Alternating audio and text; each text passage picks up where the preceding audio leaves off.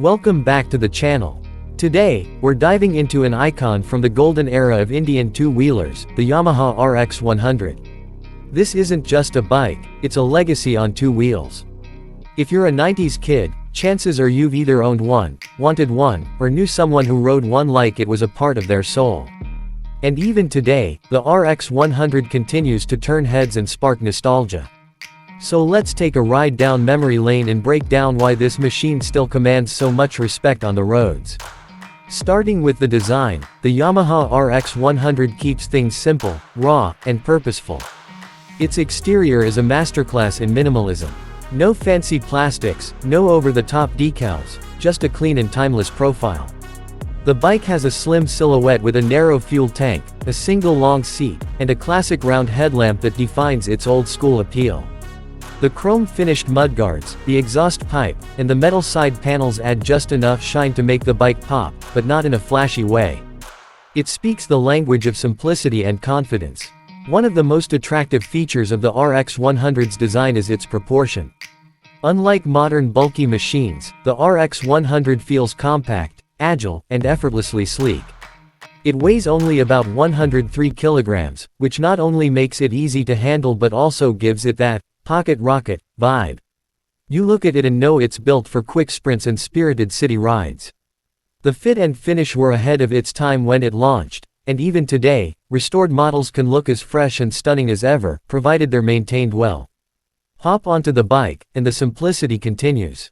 Now technically, there's no interior on a motorcycle, but if we talk about the user interface, namely the instrument cluster and seating, it sticks to a very basic but functional layout. The twin-pod analog meters give you your speed and engine RPM.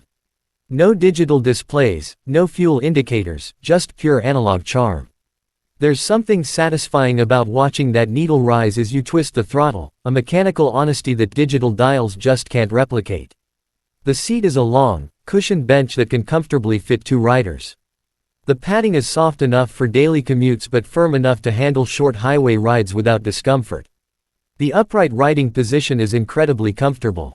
The handlebars are wide and slightly raised, giving you excellent control and visibility, especially in city traffic. The foot pegs are positioned neutrally, so you're not leaning too far forward or sitting too laid back. It's a posture that encourages spirited riding without tiring you out. Now, let's talk performance, because that's really where the RX 100 earns its legendary status. Under the tank sits a 98cc, air-cooled, two-stroke engine that produces around 11 horsepower and 10.39 Newton-meters of torque.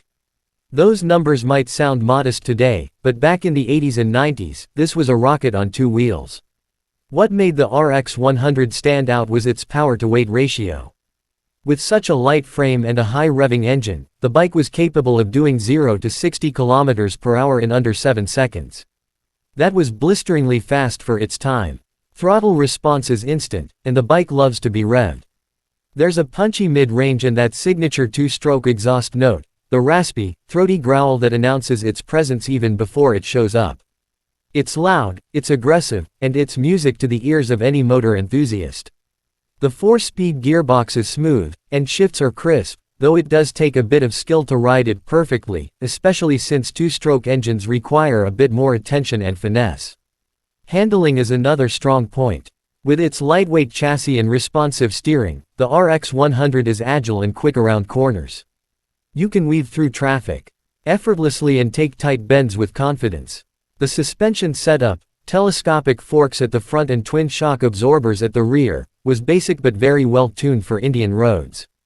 It absorbs bumps reasonably well and keeps the ride comfortable, even on slightly broken tarmac. Braking is handled by drum brakes at both ends, which again may sound outdated now, but they were more than sufficient for the kind of speeds this bike was capable of. Riders used to rely on engine braking and throttle control as much as on the brakes themselves. It's all part of the raw, mechanical riding experience that makes the RX 100 so engaging. Now, let's talk money. The RX 100 was discontinued in the mid-90s due to stricter emission norms, but it has become a collector's item today. Back in the day, it sold for around 20,000 rupees to 25,000 rupees brand new. Fast forward to today, and depending on condition, restoration quality, and originality, Prices for a used RX 100 can range anywhere from 50,000 rupees to over 1.5 lakh rupees. In mint, showroom-level condition, some fully restored examples even cross the 2 lakh rupees mark, especially if they come with original parts and factory paint. It's incredible how a 100cc motorcycle can hold and even appreciate in value like a vintage muscle car, but that's the cult of the RX 100 for you. So who is this bike for in 2025? It's for the purists, the collectors, and the ones who want a piece of two-wheeled history in their garage. It's not the most practical daily commuter anymore, and it's definitely not the cleanest in terms of emissions, but if you want to experience pure motorcycling, the kind that connects you to the machine and the road with no electronics in between, then the Yamaha RX 100 still delivers that in spades. That's it for today's review. If you enjoyed this nostalgic ride and want more in-depth reviews of iconic machines, hit that like button, subscribe to the channel, and drop a comment telling us about your